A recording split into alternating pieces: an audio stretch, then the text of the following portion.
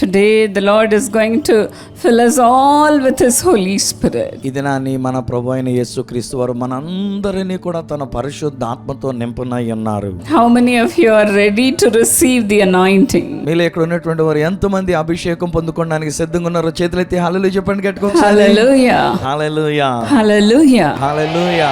Keep inviting God to come into your heart. ఇలాగ వినుచు ఉంటుండగా మీరు మీ యొక్క హృదయంలోనికి ఆ ప్రభుని ఆహ్వానిస్తూనే ఉంటూ ఉండండి. Gladly welcome Him to come into your heart. సంతోషంగా మీ హృదయంలోనికి ఆయన రావాలని ఆహ్వానిస్తూ ఉండండి. The Lord is going to give you abundant life through the power of the Holy Spirit. పరిశుద్ధాత్మ శక్తి ద్వారా సమృద్ధి అయిన జీవాన్ని దేవుడు మీకు ఇస్తూ ఉన్నారు. Our Lord Jesus says in John 11:25. ఆ విధంగా యోహాను సువార్త 11వ అధ్యాయం 25వ వచనములో మన ప్రభువు ఆ మాట చెప్తూ ఉన్నారు. I am the resurrection and the life. పునరుత్థానమును జీవమును నేనే. The one who believes in me will live even though he dies. నా యందు విశ్వాసం ఉంచినటువంటి వాడు చనిపోయినను బ్రతుకును అని అంటూ ఉన్నారు. What does God say? అక్కడ దేవుడు ఏమంటూ ఉన్నారు? If you believe in me, నా యందు మీరు నమ్మిక ఉంచితే, if you believe in me, నా యందు మీరు విశ్వాసం ఉంచినట్లయితే you will live. మీరు జీవిస్తారు అని అంటూ ఉన్నారు. You will live. మీరు జీవిస్తారు. These are the wonder working words of Jesus మన Christ. ప్రభు అయిన యేసుక్రీస్తు వారు అద్భుతమైన కార్యములు చేసే యేసయ్య మాటలు ఇవి. Life giving words of Jesus. జీవాన్ని ఇచ్చేటువంటి యేసయ్య మాటలు ఇవి. Jesus says, I am the life and the resurrection. యేసు ప్రభు అంటున్నారు కదా, పునరుత్థానమును జీవమును నేనే. Come to me, my children. నా యొద్దకు రండి నా బిడ్డలారా, Let me give you life. నేను మీకు జీవాన్ని ఇస్తాను అంటూ ఉన్నారు. This he said to Martha, his beloved friend. ఈ విషయాన్ని మనకు మార్తా గారితో ప్రభు వారు చెప్పి ఉన్నారు.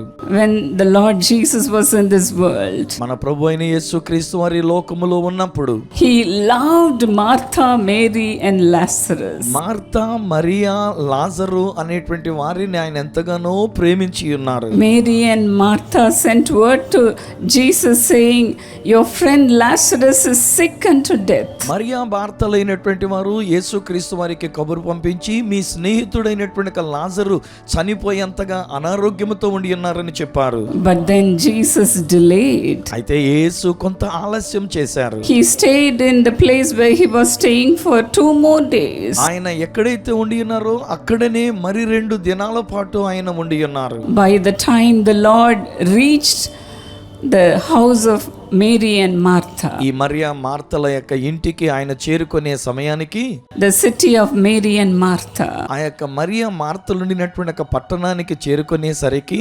Lazarus's friend had been dead 4 days. యేసు స్నేహితుడిగా పరిగణించబడినటువంటి ఒక లాజరు అనేటువంటి ఆయన అప్పటికే చనిపోయి 4 రోజులు అయిపోయింది. The situation was hopeless. పరిస్థితి చూస్తే చాలా నిస్సహాయతగా ఉండి ఉన్నది. Those around Jesus lost all their hope. అక్కడ ఉన్నటువంటి వాళ్ళందరూ కూడా వారికున్న నిరీక్షణ అంతా యొక్క కోల్పోయి ఉన్నారు.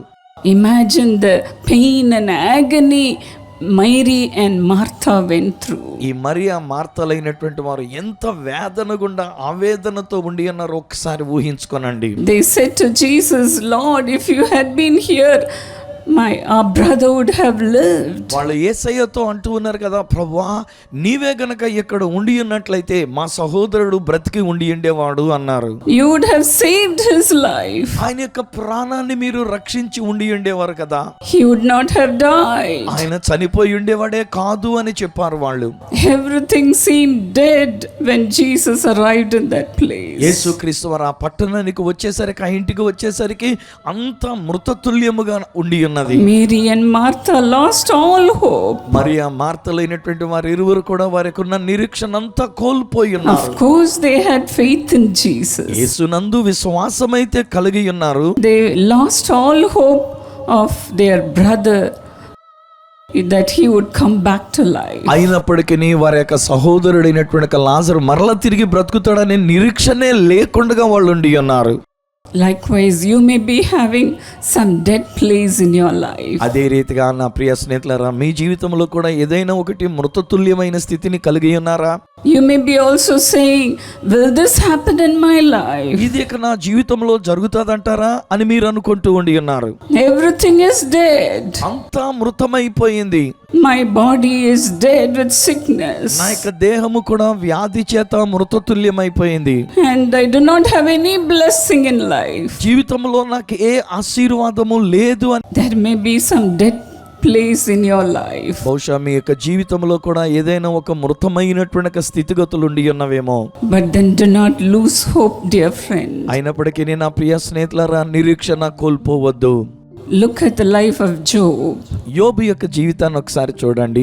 When he lost all his property, తనకున్న ఆస్తినంతా అతడు కోల్పోయినప్పుడు, when he lost all his sons, తన యొక్క కుమారులను కోల్పోయినప్పుడు, when he lost all his animals, లేకపోతే తన యొక్క జంతువులు పశువులు అన్నిటినీ కోల్పోయినప్పుడు, even then he did not lose hope. అలాంటి స్థితిలో కూడా తన నిరీక్షణను కోల్పోలేదు యోబు. Everything was dead around him. తన చుట్టూ ఉన్నటువంటివన్నీ కూడా మృతతుల్యమైపోయి ఉన్నవి. But then what did Job say in Job 13 and 15? యోబు గ్రంథము 13వ అధ్యాయం 15వ వచనములో యోబు ఏమంటూ ఉన్నాడు అక్కడ?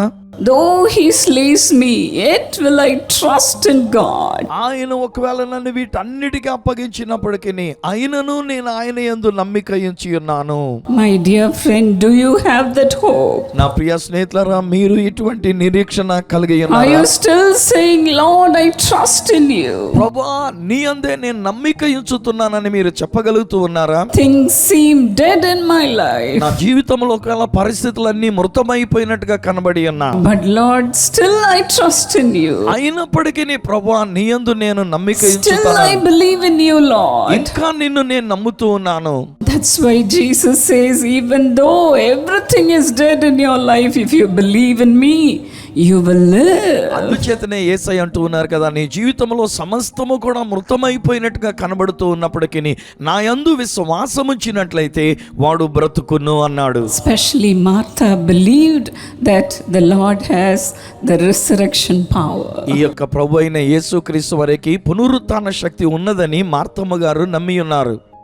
But then she was believing for the future resurrection life. కాకపోతే ఆమె ఏం చేసిందంటే ఎప్పుడో లేస్తాళ్లే అన్నట్లుగా భవిష్యత్ కాలపు పునరుత్థానాన్ని గురించి నమ్మింది. But even then Jesus went to the tomb of Lazarus. అక్కడ కూడానండి యేసు ఆ లాజరు గారి యొక్క సమాధి దగ్గరికి వెళ్ళి ఉన్నారు. As in John 11:43 and 44. యోహాను సువార్త 11వ అధ్యాయం 43, 44 వచనాలలో When he went to the tomb of Lazarus, ఆ లాజరు గారి యొక్క సమాధి దగ్గరికి యేసు వెళ్ళినప్పుడు he cried aloud. ఆయన బిగ్గరగా కేక వేసి ఉన్నారు. He said, Lazarus, come out. ఆయన అంటున్నారు కదా, లాజరు బయటికి రమ్ము అని పిలిచారు. Lazarus, come out.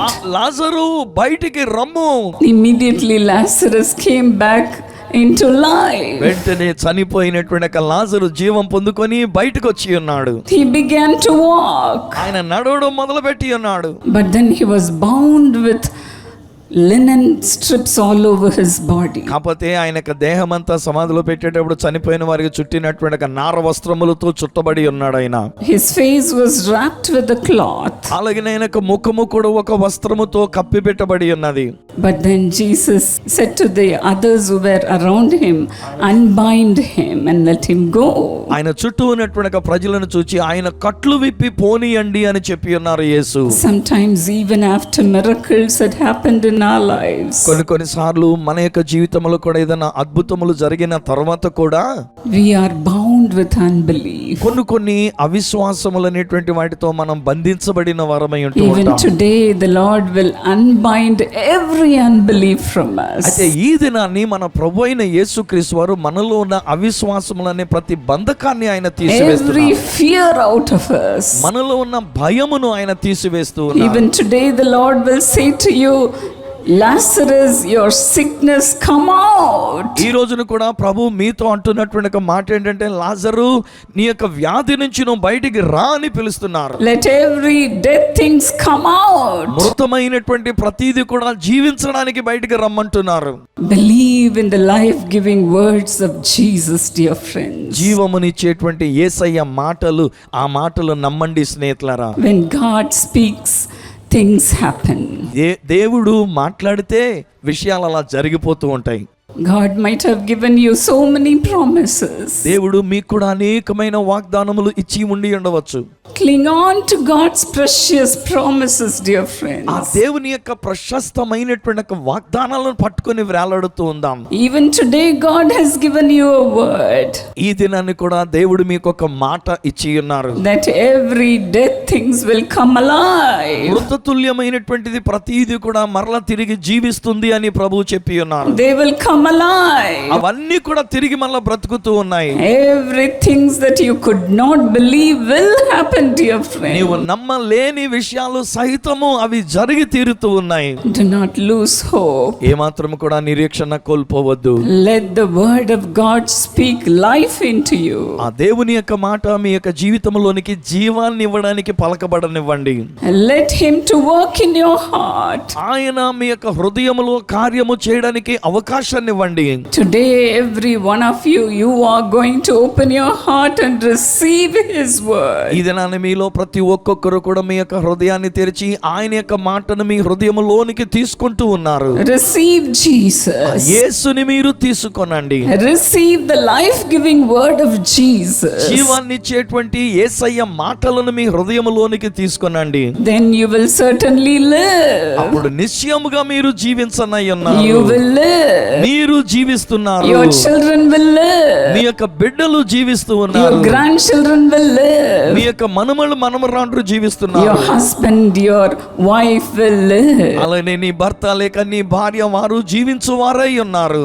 Life is coming to you, dear friend. నమ్మికిలి ప్రియ స్నేహితులారా, జీవం అనేటువంటిది మీలోనికి వస్తూ ఉన్నది. Get ready to receive his life. ఆయన యొక్క జీవాన్ని పొందుకొనడానికి అన్నట్టుగా సిద్ధంగా ఉండండి. Hallelujah. Hallelujah. Believe in God. దేవుని యందు నమ్మిక ఉంచండి.